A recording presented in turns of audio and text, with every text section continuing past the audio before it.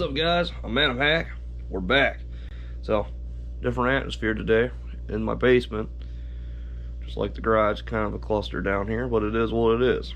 Anyway, so I wanted to show off some of the parts that we got for this new engine build coming up. I'm going either Friday or Tuesday, Wednesday to pick the bottom end up from a buddy of mine, Marcus, and we'll talk about Marcus here soon. But first, let's take a look at some of these race car parts. Alright, first we're going to talk about the intake. This is a Holley split intake for an LS3. And it was like 700 and some bucks, and a setup for EFI. We're going to run a carburetor. So I got like dummy injectors. They're just basically plugs. Fuel rail is going to sit on here. It's going to plug these holes. So you'll see a fuel rail that says Holley EFI, and then you're going to see my quick fuel carburetor, you know, right up here. Now, this intake, the reason we got split is for no low-hanging fruit, no BS. We're going to make some improvements. Like, there's some sharp edges, like right here, where they put some ports in. Gonna smooth that out, take it out, and then if you reach in, you know, through here, there are some spots where, you know, they cast the stuff in. So, split manifold, purpose of that, split it in half, easier port matching, easier porting of the intake. So that's the whole idea behind that.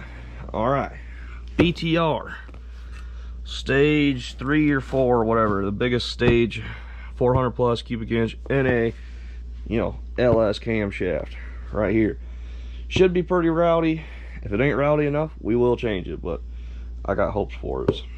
Then I got this from Marcus along with my block, and yeah, I got my Ls9 blocks, and I got these are actually Ls9 Chevrolet Performance Parts cylinder heads, and they came with titanium intake valves. So titanium intake valves are going to have to use a lash cap on top, make sure we're in frame, and these are, you know, Chevrolet Performance Parts CNC heads. Let me get a light and we'll shine in here and take a look at the port. Okay, this is going to be incredibly hard to see on camera, but there are some areas in these cylinder heads that could be improved on. So my buddy Garrett, who we've all seen and is the mastermind behind my operation, is going to go in there and take care of some work. So right here, obvious, like, wasn't touched by the CNC. There's a spot right here, and there's a couple spots that just, you know, there's room for improvement. There's some low-hanging fruit, and we're trying to optimize and make as much power as possible. So we're gonna go in there and, you know, give her a little touch up. These are not like, you name it, aftermarket cylinder heads. Yeah, that's just overblowing the camera out there, or overexposing it. These aren't like Trick Flow or Frankenstein, Airflow Research, Dart, like you name it, aftermarket cylinder head. These Chevrolet Performance Parts heads, they're not that expensive. Like, if you want an LS3 CNC ported Chevrolet Performance Parts cylinder head, complete with valves and the 550, you know, GM springs, like $1,300. It ain't bad for a set of cylinder heads, and they flow 350 CFM. Now, Frankenstein claims from stock castings that they can get all the way up to like 375 or 380 CFM. That is a shit ton of air. So even these, as they are, is like a pretty decent, pretty badass cylinder head. It ain't a bad, you know, bang for the buck.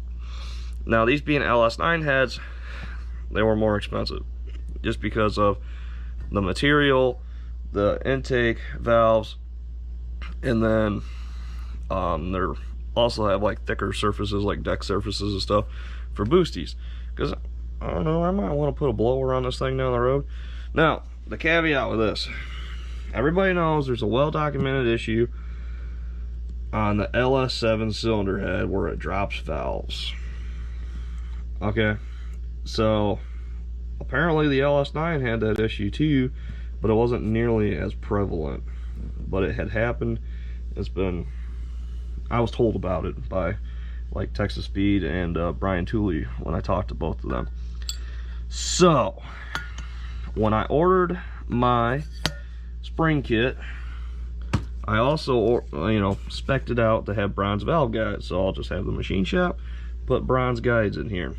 Also, GM two-piece, I don't know if they're two-piece, I think they're two-piece, but whatever. GM hollow sodium-filled exhaust valves. You know, that's another problem issue. Like, so we got however you say it, Ferrera stainless steel, one piece, no bullshit exhaust valves. Those weren't incredibly expensive. I can't remember how much they were because I bought everything at BTR basically at one time. And we're going to talk about that too because BTR had great customer service. Next step, I got ARP head bolts because the head studs for LS9 from K-Tech are like approaching the $500 mark, and I'm not getting too wild, so this will be fine. Now, if I have to start tearing this motor apart a lot, which I'm really hoping I don't have to, then, you know, head studs are worth it because they don't tear up the threads of the block. But head bolts, for if you're not getting wild, they'll be just fine. Buddy at the machine shop's like, yeah, dude, you're not running enough compression, and you're not gonna have any boost. You'll be fine. Like, you could even spray it with a little giggle juice. It'll be fine. You know, not a crazy amount of boost. It'll be fine. And then Arp Main Studs. My block came with the GM bolts, but you know, you gotta spend a lot of RPMs. You're gonna have heavier. Well, I don't necessarily know if the rotating assembly would be heavier. I'm assuming it's probably gonna be heavier because it's more crank, more rod, everything. Anyway, though, Arp Main Studs. Anybody knows ARP shit? It's expensive, but it's worth it. Alright, then here, Texas Speed roller tipped rockers. They're a stock style rocker, and it's got a little roller tip on them. These come complete with a trunnion. Texas Speed trunnion upgrade, and they're expensive. Like $700 expensive. But, you know, same thing with this motor. It's kind of like a no expense spared. The trunnions, I did take the trunnions out, and I sold them to my buddy Millhouse for his LS swapped Nova project. So anyway, stock rockers, stock body rockers I should say, with a trunnion upgrade, or with what I'm doing with Btr Shaft Rocker, would have been fine. But stock rockers, they ride on the valves.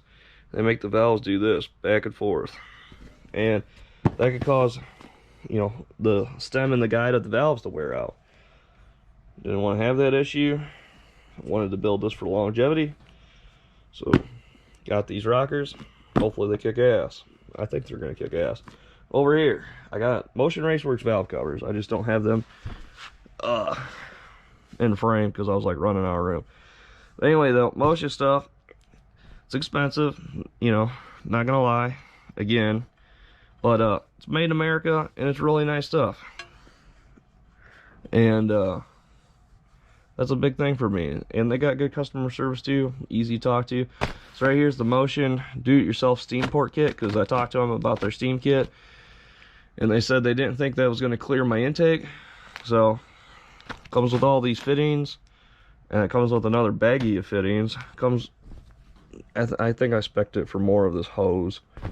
I can't remember exactly. And then right here is to mount my coil packs on my valve covers. I also have their catch can kit, so that's why you got this big, I believe this is dash 10 AN line.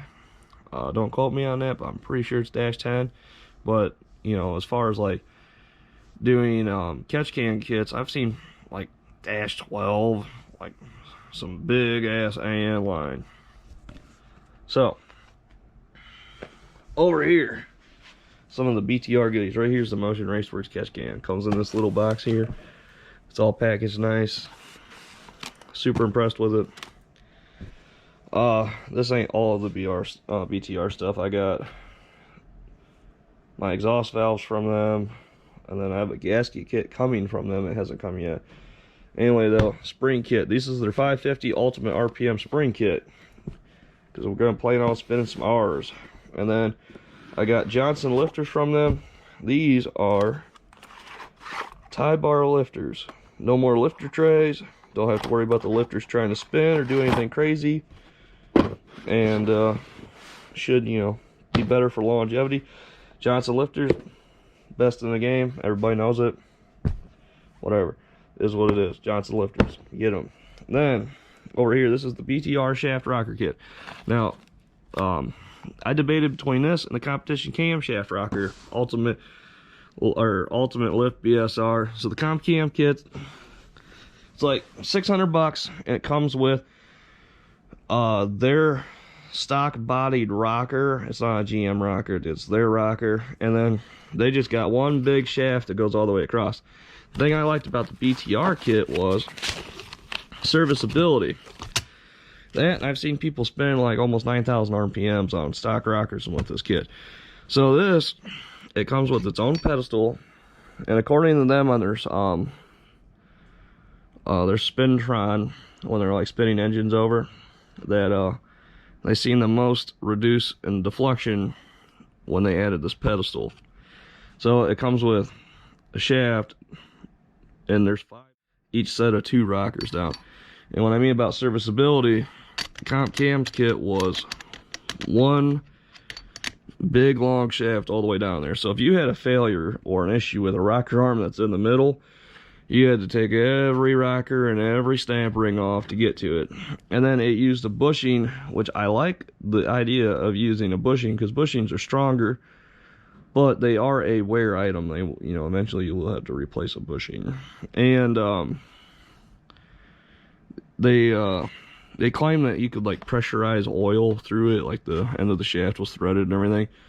And I was like, how the hell would I get oil through that? Like, I'd have to like drill and tap the cylinder head somewhere and like run AN line inside there. It just seemed like a hassle. But so I'm super impressed with the way this fits together. Like, it's not even bolted together, and like, make sure we're still on frame and everything here. It fits together tight as hell. And, you know, just seeing what people have done with this, the stock rockers, it will kick ass. One caveat that I will say is when I was talking to Btr, I told them what I was going to do. I was going to put the Texas speed rockers on here, and they're like, don't do that, it's going to add weight, you're going to lose RPM, yada, yada, yada. And then I talked to the machine shop, and, well, I talked to Texas Speed. I'm like, how much extra weight does the rocker arm add over the nose of the valve? And they said somewhere between 4 and 5 grams. I was like, okay. So then I went to the machine shop, and I dropped my block off, and I was like, all right, don't bullshit me here. Like, if I add 4 to 5 grams of extra weight over the nose of the valve, how will that affect RPM? And the guy's like, well, what valves are you running? I'm like, I got Del West titanium valves, and then I got like the Frere one-piece intake valve, and then I got tie bar lifters, because the tie bar lifter is going to add weight. Like, it's going to be part of the valve control. And the dude's just like, you got lightweight valves and tie bar lifters ain't gonna. He's like, dude, it will be fine. Like, 4 to 5 grams is not shit. Like, I actually found out, like, that's almost how much the oil on the actual rockers weighs. So it'll work. Then I was like, man, I'm pretty smart. Like, this is gonna be a sweet setup. And I got on YouTube and I started looking at Btr Shaft Rocker like setups, and there's some newer videos where people are doing the exact same thing I'm doing. This guy, he's building his Corvette for a mile, like a standing mile. This thing's gonna hang at like 87 RPMs for a long time, and it has the same exact setup on it with the Texas Speed Rockers and the Btr Shaft Rocker Kit, and it works great.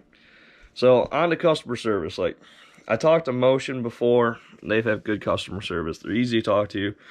Btr, exceptional customer service. Craig Newsom, every time I've emailed him, it's a fast response. Hold on. All right, just getting over a cold. Had to clear myself out. All right, so anyway, though, Btr, every time I emailed this Craig guy, the emails have come back extremely fast. Easy to talk to. I called him on the phone, told him everything I wanted, and then while I was on the phone with him, he's like, put everything you want in a shopping cart, and then I'll go onto your account and I'll quote you. So I put everything I wanted into a shopping cart, and I actually got kind of a deal out of it. Like they kind of hook you up when they give you the quotes. And then I always wanted like the banners to hang up on the walls in the garage when I had my own garage. And so I put one of those in there, and he gave it to me for a penny. 1 penny. I was like, that is super cool. Other places I've had great customer service with, Calvert Racing. Calvert Racing, I can't say enough about them. I screwed up a transfer link on my CalTrack bar, 100% my fault. Called him, talked to him, told him that I screwed it up. And the guy's like, you know what, man, you haven't had it that long, you haven't had sticky tires on your car yet, I'll just warranty for you. And I was like, well, hold on, I still got to give you my credit card because I need a set of those Calvert wrenches for adjusting the transfer link. The guy's like, don't worry about it, I'll throw them in the box. Those are $80 wrenches. So, yeah, great customer service from Calvert Racing. Definitely going to continue to get stuff from them as far as like rear suspension goes. Like, can't say enough about it. And then my boy Marcus. So, Marcus works for LaFontaine Performance in Michigan, and his office is like, it's in Detroit. I don't know if it's like in like the actual name of the suburb or whatever, but basically Detroit. Alright, I will put a screenshot of his Facebook page.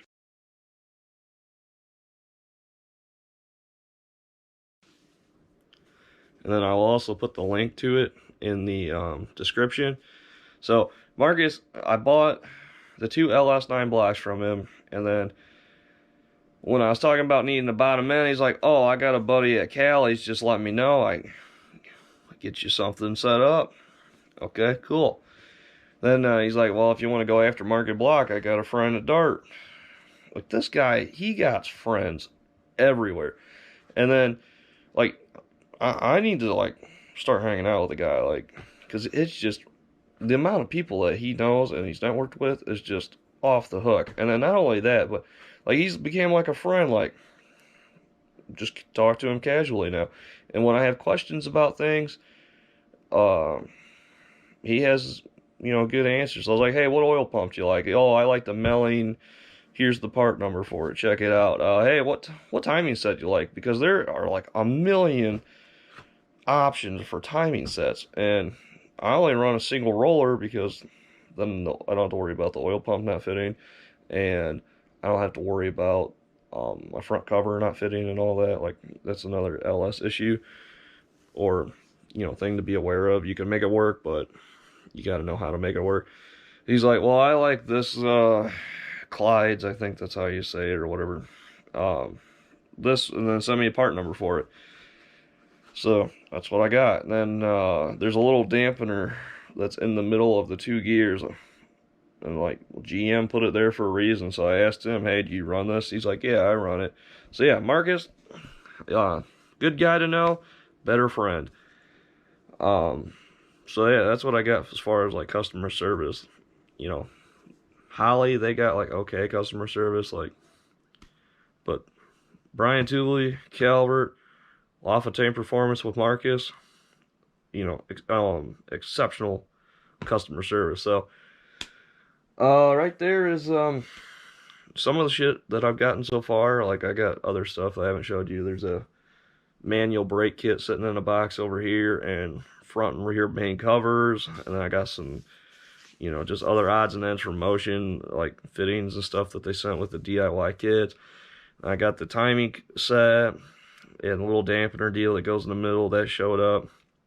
I got more ARP hardware, like cam bolts. I got an ARP crank bolt. So the other day I'm like, hey Dad, you want to see what a $38 bolt looks like? And then oh,